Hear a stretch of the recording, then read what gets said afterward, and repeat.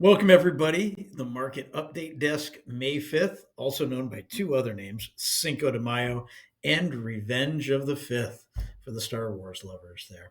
So, we're starting a new week. There's a few things that happened over the weekend, and one big one that's starting today. Let's review.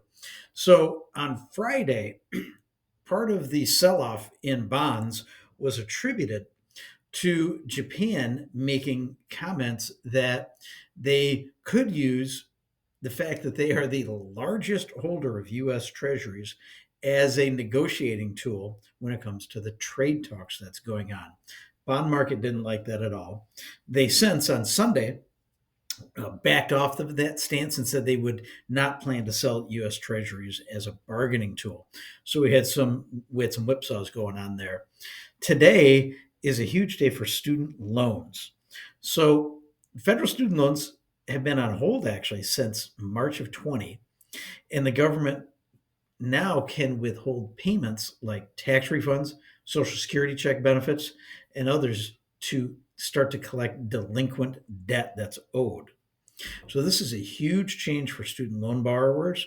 The fact that they're getting more aggressive to moving collection activity for people that are seriously delinquent.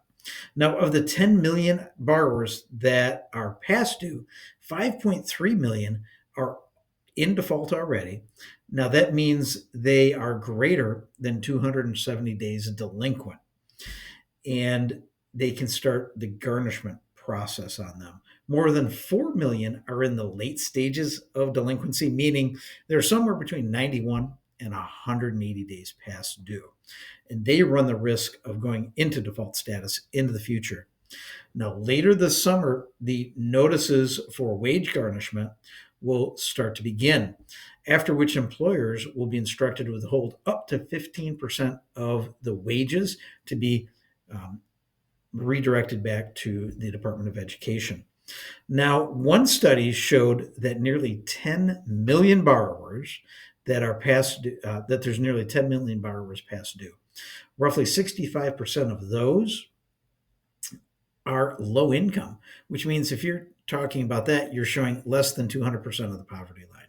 So when we talk about a 15% reduction in income for that segment of the population, that has serious impacts to cash flow and budget and affordability for those individuals. Now, the week ahead, much lighter on data than last week, but very important sets of information. We get a 10-year auction tomorrow. We get mortgage applications in the beginning of the Fed meeting on Wednesday, and that's going to tell us obviously more than likely it's going to be a pause to Fed rates, but the Q&A and commentary is going to be the big driver for the week and going forward. Thursday, we get initial jobless claims and a 30-year bond auction. So lots going on this week. We'll stay on top of everything and update everything accordingly. Scott Riley, the Market Update Desk, your original singular market news source for West Michigan. Give us a call. We'll help you get pre-approved, help get offers accepted, and run through loan scenarios on what's the best loan program for you. 616 293 2189. Have a great afternoon.